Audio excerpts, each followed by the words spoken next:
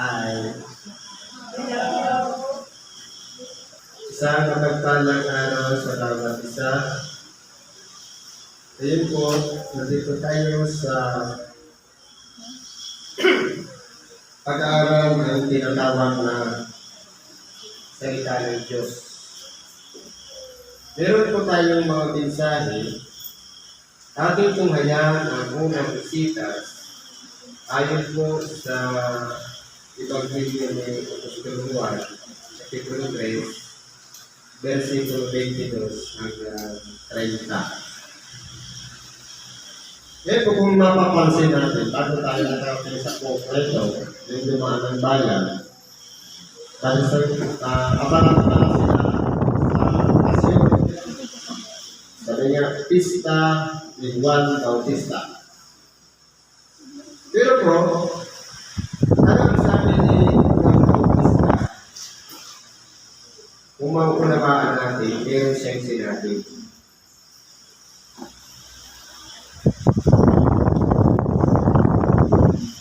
Sabi niya,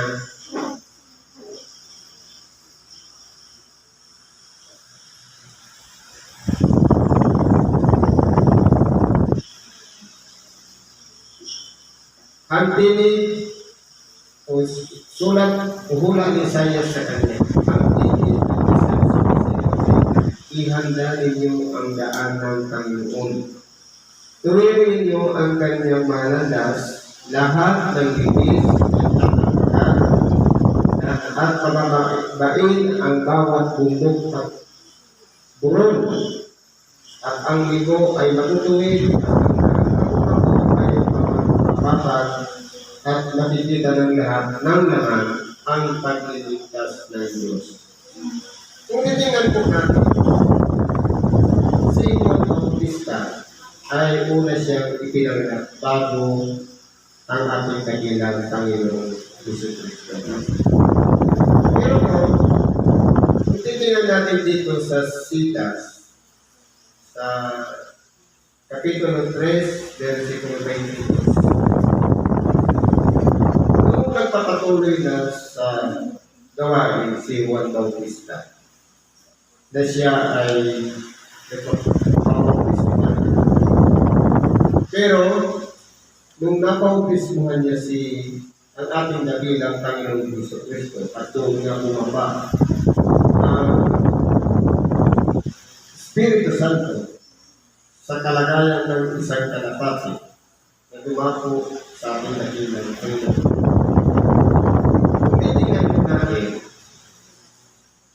Ang ating nabilang Panginoon ay nagpatuloy na rin ng kanyang ministeryo. Pero may lumapit sa ating nabilang Panginoon ay kay Juan Bautista na parang sumbong. Ano ang sabi? Pagkatapos ng mga bagay ay nagsipat si Jesus sa kanyang mga alagad sa lupain ng Judea. At doon siya tumira na kasama nila at bumabautismo. Ngayon kung titignan natin, si Juan Bautista ay nagbabautismo sa pamamagitan ng tubig. Tanda ng pagsisisi at paglilis ng kasama. Pero yung mga alagad naman ng ating kabilang Panginoon ay bumabautismo rin. Ibinigay ng Panginoon yung kautosan sa kanyang mga alagad na gumanap bilang mga kasunod. Kaya po sila ay bumabautismo. Pero ano po ang sabi sa pagbabautismo? Sabi po dito sa Mateo 3.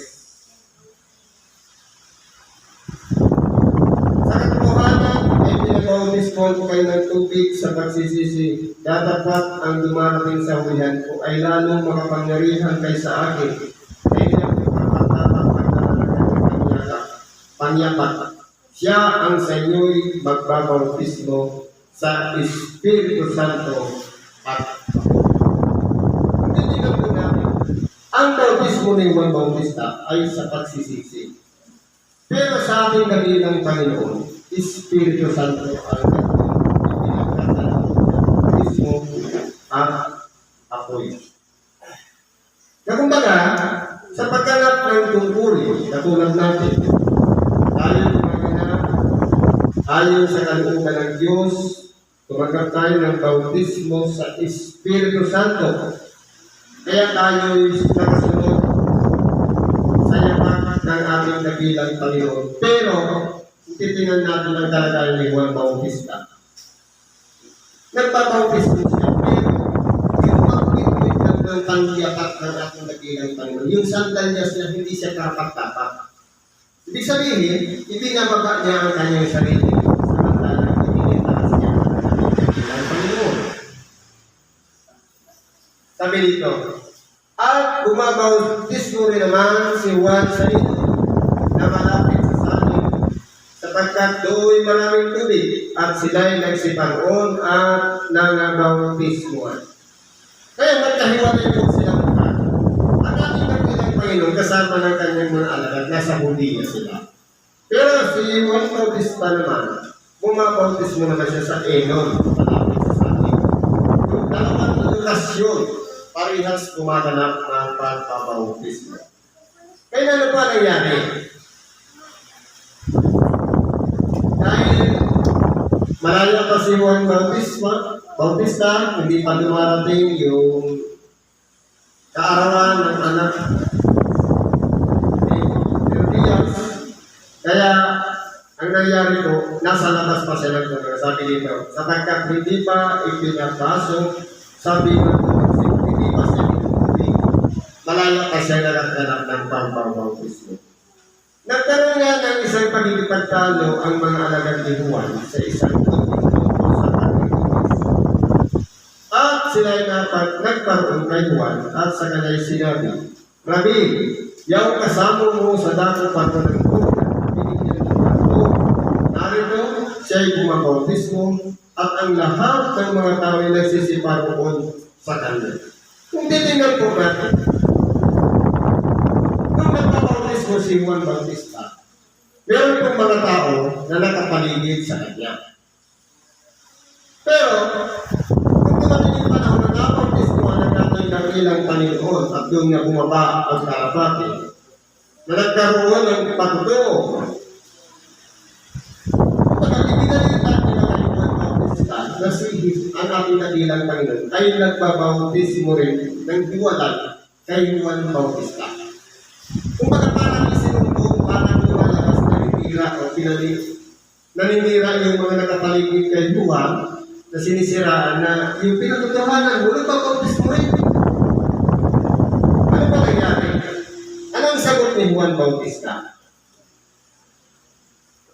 Sumagot si Juan at sinabi, hindi makakatanggap ng tuman ng isang tao malibang ito'y ipagkaloob sa kanya mula sa langit.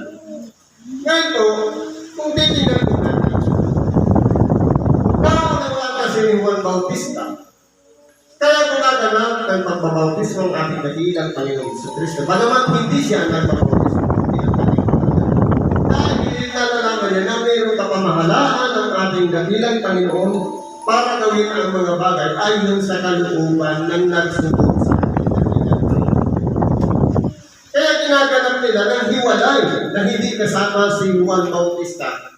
Samantalang si Juan Bautista nagbabautismo sa tubig, nagbabautismo rin ng ating dakilang Panginoon. Kung mag-aantay nila, bakit hindi sila magkasama? Bakit sila magkahiwalay? Pero parehas sila gumagawa ng bautismo. Ngayon, sabi dito, maliban ito'y ipagkaloob mula sa langit. Ibig sabihin, kahit si Juan Bautista, nauunawaan niya na ang ating dakilang Panginoon ay bumabautismo, may legality. Formal niyang, o kaya malayo niyang pagkakanap ng bautismo sapagkat siya ang nagsabi, ako'y nagbabautismo sa inyo sa tubig, tanda ng pagsisisubalit ang nasa ulan ko. Siya ang sa inyo ipapabautismo sa Espiritu Santo at apoy. Ibig sabihin, kahit si Juan Bautista, naunawaan niya na yung kanya tubig lang. At yung nasa likuran niya, Espiritu Santo at apoy. Kaya hindi nila sila pwedeng pagsamahin. Kaya pwede sila magbautismo na nagkahiwalay sa isang lugar, pero pero parehas bautismo. Yun nga lang, tubig ang kay Juan Bautista at sa ating dakilang Panginoon is Espiritu Santo at apoy. Anong sabi ni Juan Bautista? Kayo man ay magsisisaksi sa akin na aking sinabi, hindi ako ang Kristo, kundi na ako'y sinunod sa unang niya. Ipinagkilala ni Juan Bautista na hindi siya ang Kristo. Pero, at akala kasi ng mga nakapaligid, bakit ito na yung Kristo? Sapagkat nangangaral si Juan Bautista ng pagsisisi, ng paglilinis, ng pagtutuwi, sapagkat darating na ang pag-aari ng Diyos. Kaya kung kinakailangan, maunawaan natin kung ano yung kalagayan ni Juan Bautista, bakit hindi niya pinasa sa kanyang sarili? Sapagkat nalalaman niya na siya'y sinubok sa unahan ng mukha ng ating dakilang Panginoon. Hindi niya maaaring-aring na siya yung Kristo. Kundi, siya muna ang maunang magpapahayag, magkakaroon ng bautismo, at sa likuran niya mayroong pagkas isa sa kanya. Kahit sandalyas hindi siya pwede. Pinakamababang kalagayan na kung saan isinusuot ng maruming paa ang sandalyas. Hindi pa, alayan pa magbitbit. Ganyan po inilalagay ni Juan Bautista ang kanyang sarili sa kalagayan ng ating dakilang Panginoon. Hindi siya pwede mag-alalay kung kanang damay o tagabitbit ng sandalyas. Kundi inilalagay niya ang kanyang sarili na hindi siya karapat-dapat ay makalapit sa ating dakilang Panginoon. Kung tayo po, ganyan din ang iniisip natin, maparat tayo. Pinapraktis natin sa ating sarili ang pagiging pagbaba.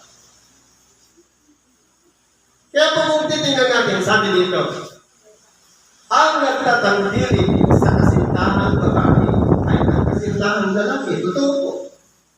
Sa magkasintahan, ang tumatangkilik talaga sa kasintahang babae, siyempre yung kasintahan niya lalaki. Sa lingwahe natin ngayon, sa terminal natin sa mga halimbawa, yung bata mo, siyempre, ang mag-aamalaga niya yung bata niya.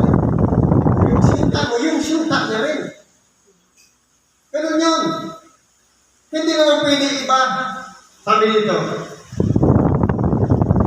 dapat ba ang kaibigan ng kasintahang lalaki, yung barkada, nung nobyo, nakatingin lang siya sa labas, na nakatayo at nagiginig sa kanya na nagagalak palubos dahil sa tinig ng kasintahang lalaki. Ito ang ating kaligayahan. Kung titingnan po natin, kung halimbawa, yung magkasintahan na tayo barkada lang ng lalaki, nilulupyo, siyempre magkakalang tayo sa relasyon. Nakikita niya kasi yung pagkikipagrelasyon ng ating dakilang Panginoon sa mga tao na sumusunod sa Kanya.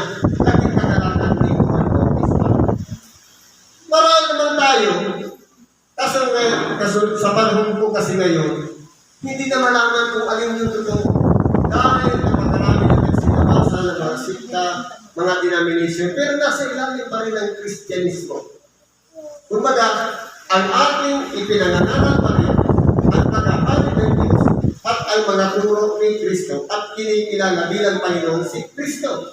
Lamang nagkakaiba-iba ng mga líderes, ng mga namumuno, na titingnan po natin, magkakaiba-iba ng pangangaral. Pamamaraan ng pangangaral, doktrina, at pagtuturo ng pagkabisa, nagkakaroon ng mga pagkakaroon at hindi pagkakasundo. Pansinin natin, walang magkaibigan leader ng mga simbahan. Hindi sila magpanagpo sa isang aral na parehas lamang isang kasulatan at isang bersikulo ang sinulat pero hindi sila magkasundo. Dahil po sa katalasan ng pag-iisip. Ang gusto ng isa, mas mataas niya sa isa. Pero po dito, kung titingnan natin, si Juan Bautista, pagkamat daw na siya nagbautismo, pero ang ating dakilang Panginoon, nagbautismo rin sa Espiritu Santo at apoy. Pero hindi na inggit si Juan Bautista. Kahit mas maraming tao ang tumawag sa ating dakilang Panginoon, kundi ibinaba niya pa ng gusto ang kanyang sarili. Na ipinalagay niya ang kanyang sarili, kaibigan ng kasintahang lalaki. Nagagalag siya sapagkat yung kasintahang lalaki, minamahal niya yung kasintahang babae. Kung ganun po siguro ang ipalagay natin sa ating sarili, pakita lang natin masaya ang ating kapwa, mawawala yung inggit. Kumbaga, yung dapat sana tayo pero napakasaya itinaas, dapat laki natin kagalakan yan sapagkat tinakailangan talagang mangyari ang talumpay ng Diyos. Sabi dito, siya'y kinakailangan dumagila, ngunit ako'y kinakailangan bumaba. Kaya po, sa buhay ko kasi dito sa aralin nito, pagamat una sa ulang si Juan Bautista, una siyang nangaral, una siyang sinugo, at sa pamamagitan niya, nakilala niya ang anak ng Diyos na isinugo na nasa hulihan niya, tanda yung kalapati ng Espiritu Santong bumaba o lumabag sa talikat ng ating dakilang Panginoon. Nagunitingan po natin, kahit si Juan Bautista nauna, kahit po siya ay naunang nangaral at nagbautismo, hindi niya itinaas ang kanyang sarili na ako na ang pinakamatalik. Dahil naunawaan niya na mayroon ng mas mataas sa hulihan niya. Sa magkatuwing tagal, ang ating dakilang Panginoon, kaya sabi niya, kinakailangan siyang dumakila at ako'y kinakailangan bumaba. Bakit po? Dahil po sa kalagayan palang bilang tao, si Juan Bautista ay ipinanganak mula sa balakang ni Zacarias na kanyang ama. Samantalang ang ating dakilang Panginoon, alam ng Espiritu Santo at ipanganak ng isang birhen. Sa mga tuwid malinis, may kabanalan dahil mula sa Espiritu Santo. Samantalang si Juan Bautista mula sa pagsimping, kaya siya nabuo. Pero ang ating dakilang tayo nabuo lalang ng Espiritu Santo.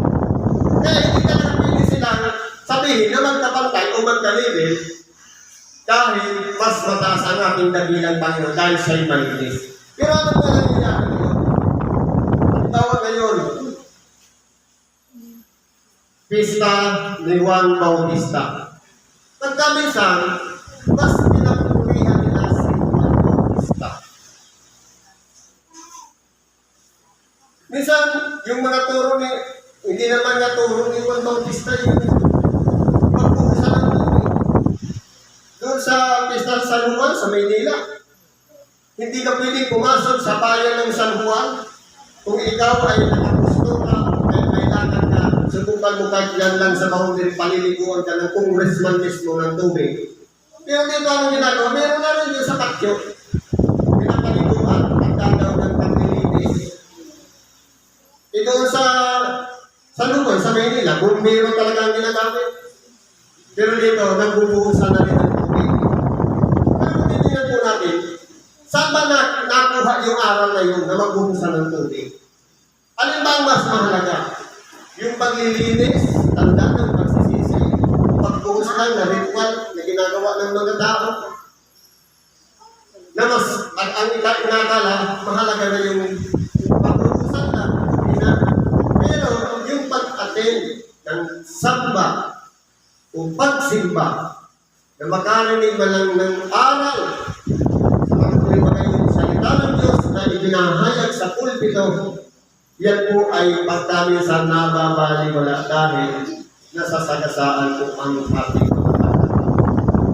Kaya tinignan po natin, sa buhay natin sa sanglibutan, maging ano man ang kalagayan natin, naging halimbawa si Juan Bautista upang maging mapagpakumbaba. Yan po ang susi para tayo itaas ang manatili tayo sa katakumbaba. Sapagkat kung dito sa ibabaw ng sanglibutan, ginagawa natin ang pagpapakumbaba, nandun naman, yung naman itataas tayo sa kapanahonan. Sabi nga, kung magpadali, malamang, darating ang panahon, tayo naman ay itataas ng Diyos ayon sa kanyang kalooban. Kung nalang muna ang pagkibahati natin sa oras na ito, gawain at ingatan natin ang ating sarili. Isipin palagi natin ang gagawin at ginagawa. Palagi natin lilinisin ang ating kalooban para tayo manatang ang Espiritu Santo sa bawat isa sa atin. Hindi tayo makalayo sa dating natin kalagayan. Ano man po ang ating kahilingan, itulog natin natin sa Diyos. At ang pag-iisip. Ang kalooban ng Diyos ang manahan sa ating buhay at gawin natin kung ano ang nararapat sa ating katilang Panginoon. Salamat at isang malamang.